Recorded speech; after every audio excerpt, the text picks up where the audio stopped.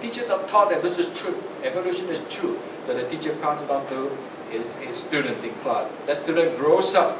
The children, the next generation, study from the same textbook. As many as 4 generations learn from the same textbook. Students are as thoroughly and surely indoctrinated with the concept of evolution. And why most educated people believe in evolution? This is mentioned by a man called Henry M. Morris in his book, The Twilight of Evolution. Why is it that educated people believe in evolution? This is what he said.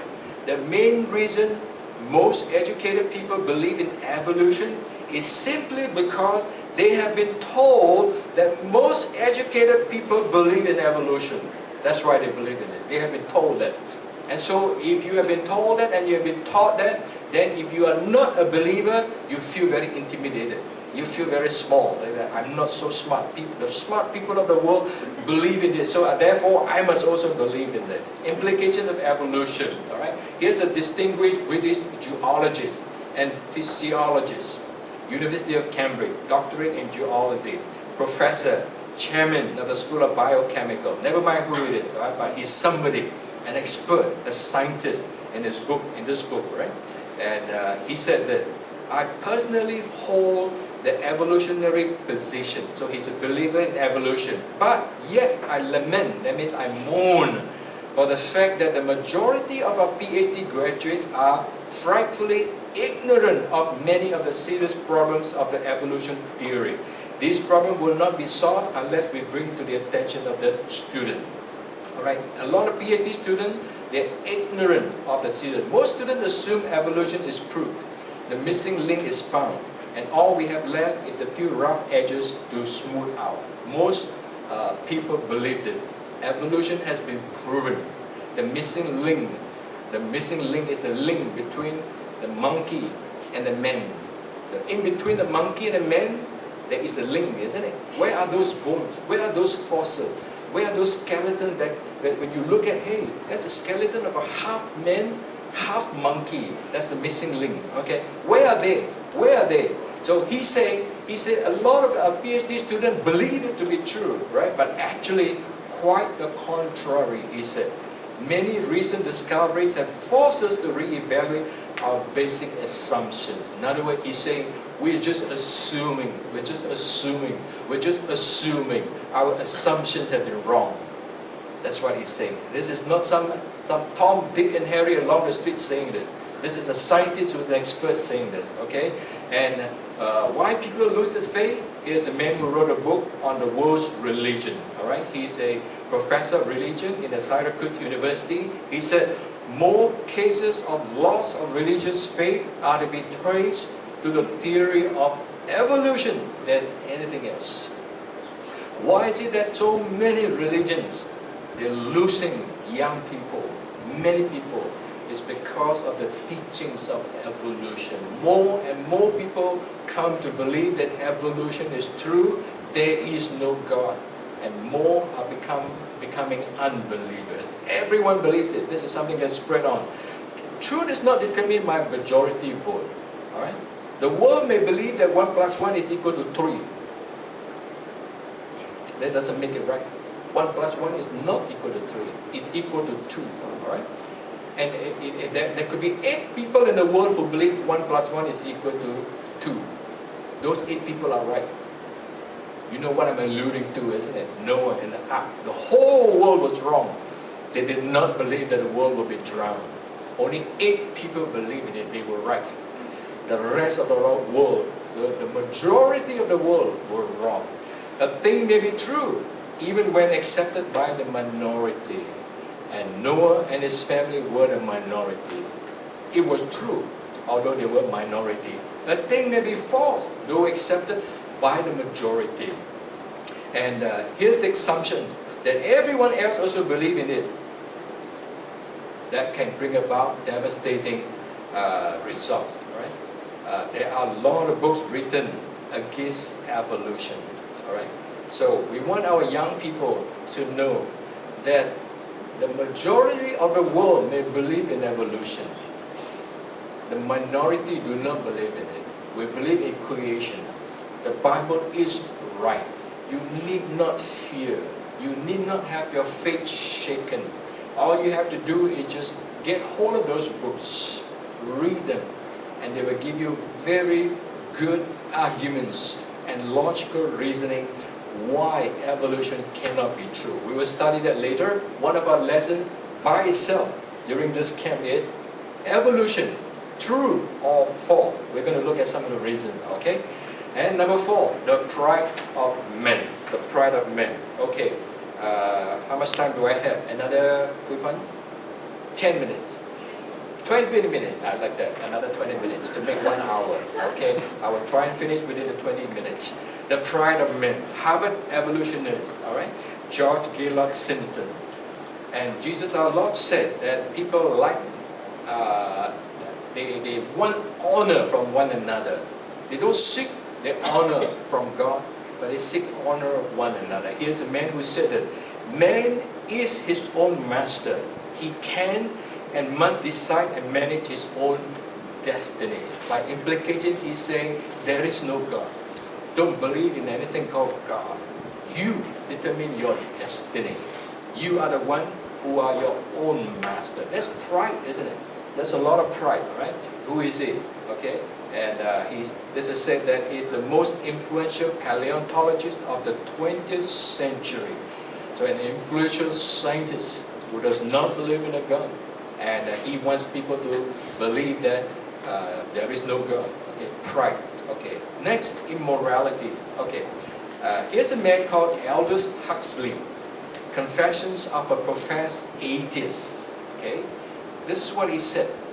I had motive for not wanting the world to have meaning. For myself, as no doubt for most of my contemporaries, the philosophy of meaninglessness was essentially an instrument of liberation. I don't want to think of the world as it has a purpose. It has a meaning to it. I want to think of life as meaninglessness. There is no meaning to life. Why? He said, because by thinking of it that way, it liberates me. It sets me free. Free from what? The liberation, the setting me free was desired. I desire for that because the liberation is from certain political, economic system and liberation from a certain system of morality. All right? By looking at life, that it has no meaning, we just exist like animal, sets me free because if I believe that there is meaning in life, then I would have to believe that there is a God. Then I have to believe that God has a message for me. God has a will for me. God has a purpose for me. I have to do what God says. If I have to do what God says, I cannot do what I want to do. That is what he's saying, all right? So what does he say? It's a system of morality. That means certain things are morally wrong, certain things are morally right. If I believe in a God, that means I cannot do this, I cannot do that, I cannot do it. A lot of things I cannot do. I want to be free. I want to be set free from a certain system of morality. So that was his purpose.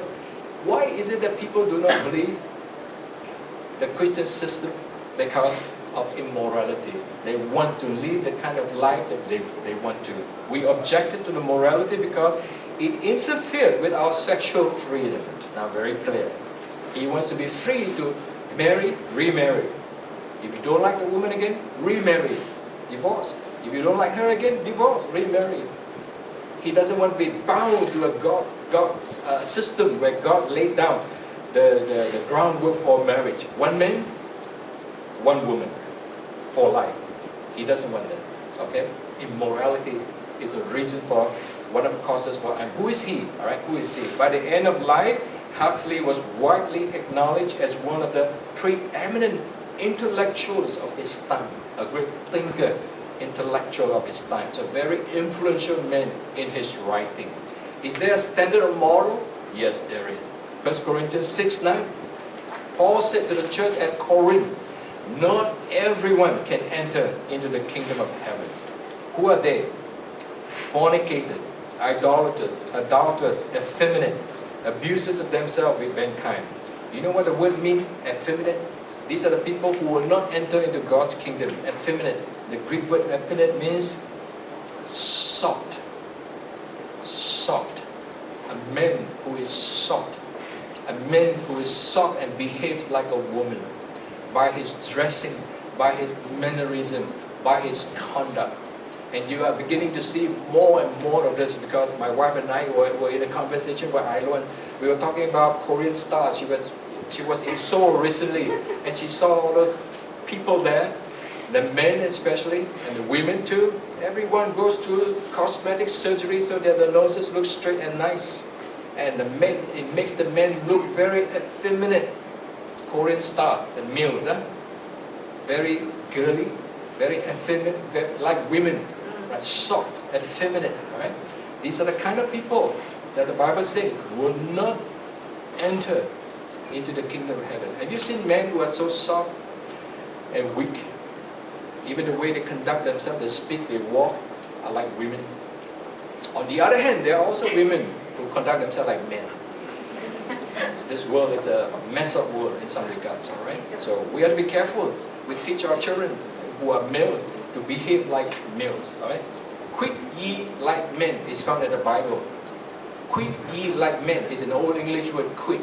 It means behave like a man, act like a man. A man should behave like a man, okay? So thieves, covetous, drunkards, revilers, extortioners, they cannot inherit the kingdom of heaven. So, is there a moral standard set by the Bible? Sure.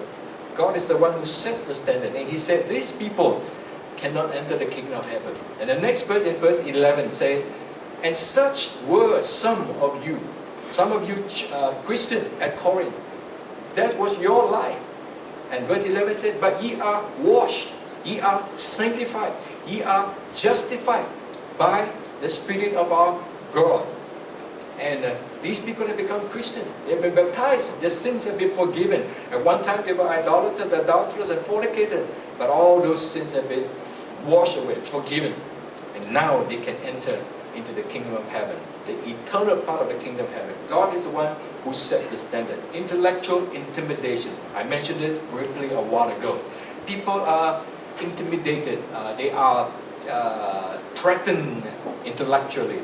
Here's a man, Richard Dawkins, very famous in the scientific world. Famous atheist evolutionist, Oxford University. All right. He said, it is absolutely safe to say that if you meet somebody who claims not to believe in evolution, that person is ignorant, stupid, or insane. So here's a scientist who says that. When you hear him say that, you feel like, oh wow, I better not let him know that I'm a believer in creation. If I tell him that I don't believe in evolution, he will think I'm ignorant, I'm stupid, or I'm insane. I better not let him know that I believe in creation. That's called intimidation. We are intimidated intellectually because of great men who say this. That's the reason why it has caused some people not to believe in the Christian system. We need to recognize this. We need to teach our children and convince them, build up their faith, ground them well. You do not have to follow the world. This is the man, Richard Dawkins. He said the best thing to do is to let Christianity die a natural death. But he's talking about Christians are the ones who don't believe in evolution. They're either ignorant, stupid, or insane. All right. So what do you do with it? Let it die. When understanding of the universe has become widespread, the masses will know just how absurd the Christian doctrine is. He attacks the Christian religion. Okay. And he said, mock them, ridicule them in public. Don't fall for the convention that we're all too polite to talk about religion. In other words, he said, if a person has a religion, the Christian religion, he's talking to you about creation, mock them, ridicule them. Don't be so polite and say, religion is a controversial subject. Let's not discuss religion. Don't do that. So he's very confrontational, very aggressive. And that's the reason why we study apologetics, to defend our Christian system due to the onslaught of unbelievers like him who attacks the Christian system.